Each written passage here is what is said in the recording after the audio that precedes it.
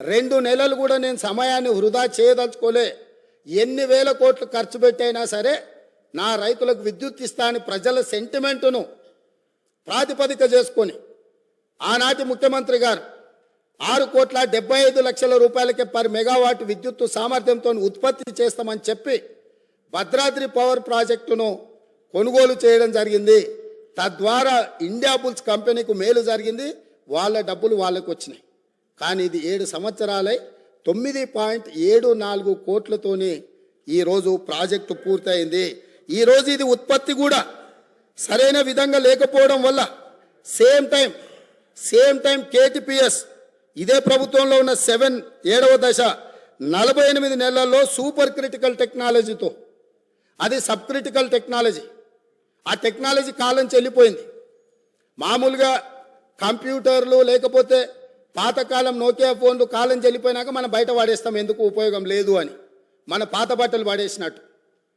అట్లాంటి పడేసిన వాటిని దాదాపుగా 10,000 కోట్లు పెట్టి నిర్మాణం చేసి తెలంగాణను నిండా ముంచిన్రు. అదే సమయంలో కేటీపీఎస్ 7th ఫేజ్ 48 నెలలల్లా సూపర్ క్రిటికల్ టెక్నాలజీతోని 8.01 కోట్ల రూపాయల ఖర్చుతో పర్ మెగావాట్ విద్యుత్తును ఉత్పత్తి చేసింది అధ్యక్ష. అంటే ఏ రకంగా ఇందులో 1,000 కోట్ల రూపాయల దోపిడీ జరిగిందో భద్రాద్రి పవర్ ప్రాజెక్టును కూడా ఈరోజు జ్యుడిషియల్ ఎంక్వైరీలో 2వ అంశంగా చేరుస్తున్నాం అధ్యక్ష. ఇక 3వది Yadadri thermal power project. Same ఇదే వితండవాదం. ఆ రోజు కూడా చెప్పినాం.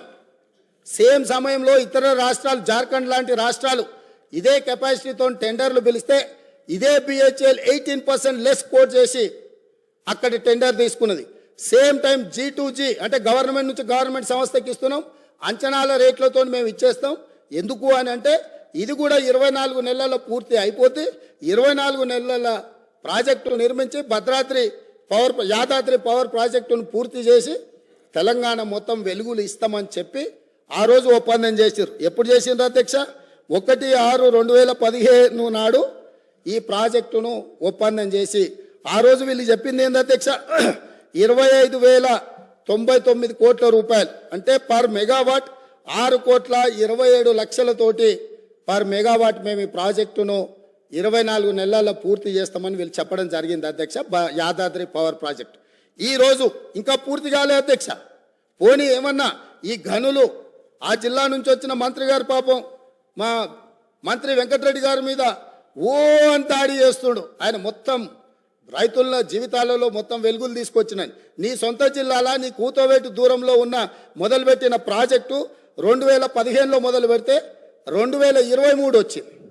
8 సంవత్సరాలు పూర్తిగా వస్తుంది. ప్రాజెక్టు పూర్తి కాలే. ఇప్పుడు కూడా 2024-25లో పూర్తి చెయ్యొచ్చు అని అంచనాలు వేస్తున్నారు. దీనికి మీరు నల్గొండ జిల్లా ప్రజలకు క్షమాపణ చెప్పాల్సింది పోయి మంత్రులు ఏది మాట్లాడితే ప్రతి మంత్రి మీద దాడులు చేయడమేనా? అది ఈరోజు దాదాపుగా 6,27,00,000కు మేము చేస్తామని డిపిఆర్ మొదలుపెట్టి ఈరోజు 34,543 కోట్లకు అంచనాలు పెరిగినాయి. దాంతో కూడా పూర్తి కావడం లేదు. 8,64,00,000 రూపాయలకు పర్ మెగావాట్ ఇవాళ పూర్తి చేస్తామని వచ్చింది. కానీ ఇది పూర్తి కాలేదు కాబట్టి ఇది కూడా 9 కోట్ల పైచిలుకు చేరుతుంది. అంటే 6,27,00,000కు పర్ మెగావాట్తో మొదలుపెట్టిన యాదాద్రి పవర్ ప్రాజెక్టు దాదాపుగా 9 కోట్లకు అంచనాలు పెరిగింది. 8 సంవత్సరాలు పట్టింది. అదే సమయంలో ఎన్టీపీసీ రామగుండం ఫేజ్ 1 ప్రాజెక్టును నిర్మిస్తే 7,63,00,000కు మాత్రమే పర్ మెగావాట్తోని ఎన్టీపీసీ పూర్తి చేసింది అధ్యక్ష. నేను ఏం చెప్పదలుచుకున్నా అంటే భద్రాద్రి నిర్మించినప్పుడు ప్రాజెక్టు కాస్ట్ ఇతరవి రాష్ట్ర ప్రభుత్వ కేంద్ర ప్రభుత్వ పరిధిలో ఉన్న వాటిని పూర్తి చేసిన ఏ ధరకు పూర్తయినాయి. అదేవిధంగా యాదాద్రి పవర్ ప్రాజెక్టు వీళ్ళు G2G పేరు మీద ఓపెన్ టెండర్, గ్లోబల్ టెండర్ పిలవకుండా ఒప్పందాలు చేసి బిహెచ్ఎల్కి ఇచ్చి బిహెచ్ఎల్ వెనకాల నుంచి మళ్ళీ ఎవరెవరు వచ్చిందో అవన్నీ విచారణ తేలితే అధ్యక్ష. నేను ఇప్పుడు వేగ్గా ఏది మాట్లాడదలుచుకోలే. కాబట్టి యాదాద్రి పవర్ ప్రాజెక్టు 4,000 మెగావాట్లతోని ఏదైతే నిర్మాణం చేపట్టి తెలంగాణ మొత్తం విద్యుత్తును అందిస్తామని గత ప్రభుత్వం చెప్పిందో ఈనాటికి కూడా పూర్తి కాలేదు. ఈ పూర్తి కాకపోవడానికి, ఈ అంచనాలు పెరగడానికి, అదే సమయంలో సూపర్ క్రిటికల్ టెక్నాలజీతోని అత్యంత అధునాతనమైన విధానాలతో ఏదైతే నిర్మాణం జరిగినాయో ఆ పక్కనే ఉదాహరణకు ఉన్నాయి. కాబట్టి ఈ 3 ప్రాజెక్టులు, 1 ఛత్తీస్గఢ్ ఒప్పందం, 2 భద్రాద్రి కొత్తగూడెంలో నిర్మించిన 1080 మెగావాట్ల నిర్మాణము ఒప్పందం, అదేవిధంగా 3వది యాదాద్రి థర్మల్ పవర్ ప్రాజెక్టుకు సంబంధించి బిహెచ్ఎల్తో చేసుకున్న ఒప్పందాల నుంచి ఈనాటికి జరిగిన పరిణామాల మీద వారు కోరుకుంటున్నారు. కాబట్టి పారదర్శకంగా ఉండాలని వారు ముందుకు వచ్చినందుకు అభినందిస్తూ మా వైపు నుంచి కూడా మేము పారదర్శకంగా ఉన్నాం. తమరి అనుమతితోని జ్యుడిషియల్ ఎంక్వైరీకి ఈ 3 ప్రాజెక్టుల్లో మేము రెఫర్ చేస్తున్నాము. దీనికి కావలసిన మిగతా కార్యాచరణ మా శాఖ మంత్రి గారు, ఉప ముఖ్యమంత్రి గారు దీన్ని నెక్స్ట్ ప్రొసీడింగ్స్ ఏమి ఇవ్వాలి, ఏ రకంగా ముందుకెళ్లాలనో దీని మీద దృష్టి పెడతామని తెలియజేస్తున్నా అధ్యక్ష. అదేవిధంగా మేము విద్యుత్ సామర్థ్యాన్ని పెంచినామని పదే పదే తెలంగాణ రాష్ట్రం వచ్చినాడు 7,778 మెగావాట్లు ఉండే ఈరోజు 19,475 మెగావాట్లు మేము సాధించినామని చెప్తున్నారు అధ్యక్ష. ప్రభుత్వ రంగంలో వీళ్ళు సాధించింది గుండు సున్నా కొత్తది. ఎందుకు అని అంటే ఇక్కడ సోలార్ చూడండి అధ్యక్ష, ఈ పేజ్ నెంబర్ 7లో ఆనాడు 74 మెగావాట్లు ఉంటే ఈరోజు 5,600 మెగావాట్లు వచ్చింది. ఇది గవర్నమెంట్ సంస్థ నిర్మించింది కాదు, ఒకటే 1 మెగావాట్ గవర్నమెంట్ నిర్మించింది ఈ 10 ఏళ్లలో. ఇవన్నీ ప్రైవేటు సంస్థలకు ఆనాటి ప్రభుత్వం టెండర్లు పిలిచి ఆనాటి ప్రభుత్వం ఒప్పందాలు చేస్తే వీళ్ళందరూ ప్రైవేట్లో వీళ్ళు నిర్మించుకున్నది. అదేవిధంగా కేంద్ర ప్రభుత్వం నుంచి వచ్చింది ఆనాడు 1873 మెగావాట్లు ఉంటే ఈరోజు 186.76 మెగావాట్లు ఉన్నది అధ్యక్ష.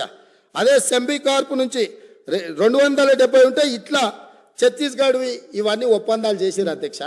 ఎక్కడ వీళ్ళు జెన్కో ఆధ్వర్యంలో రాష్ట్ర ప్రభుత్వం కొత్త ప్రాజెక్టులను ఏవి నిర్మించలే. వీళ్ళు గొప్పగా చెప్పుకున్న భద్రాద్రి కాలం చెల్లిపోయింది. యాదాద్రి ఇంతవరకు 1 మెగావాట్ కూడా విద్యుత్ ఉత్పత్తి చేయలే. 35,000 కోట్ల రూపాయలు ఖర్చు పెట్టి సింగిల్ మెగావాట్ విద్యుత్ కూడా ఉత్పత్తి చేయకుండా 10 సంవత్సరాల తర్వాత మళ్ళీ సభలో నిలబడి మంత్రులందరి మీద దాడి చేసి దబాయించి ఇంకా ఎంతకాలం గడుపుతారు అధ్యక్ష? ఎంతకాలం గడుపుతారు? మేము స్పష్టంగా మా మంత్రి కోమటిరెడ్డి వెంకటరెడ్డి గారు 24 గంటల విద్యుత్ మీద వీళ్ళు డంబాచార ప్రకటనలు చేస్తుంటే సబ్ స్టేషన్లు కూర్చొని లాగ్ బుక్కులు తీసుకొచ్చి ముందర పెడితే అక్కడ ఉన్న లైన్మెన్ క్లియర్గా చెప్పిండు 8 నుంచి 10 గంటలు ఇచ్చినాం, కొన్నిసార్లు 12 గంటలు ఇచ్చినాం సార్, ఈ మధ్యకాలంలో అంతకంటే ఇవ్వలేదు అని చెప్పి స్పష్టంగా చెప్పిండు. వారు ఎప్పుడైతే సబ్ స్టేషన్లకి వెళ్ళి లాగ్ బుక్కులు తీయడం మొదలు పెట్టినరో అన్ని సబ్ స్టేషన్లలో అక్కడ ఉండే రైతులని లాగ్ బుక్ తీయంగా అనగానే అది మాయం చేసిరు. ఈరోజు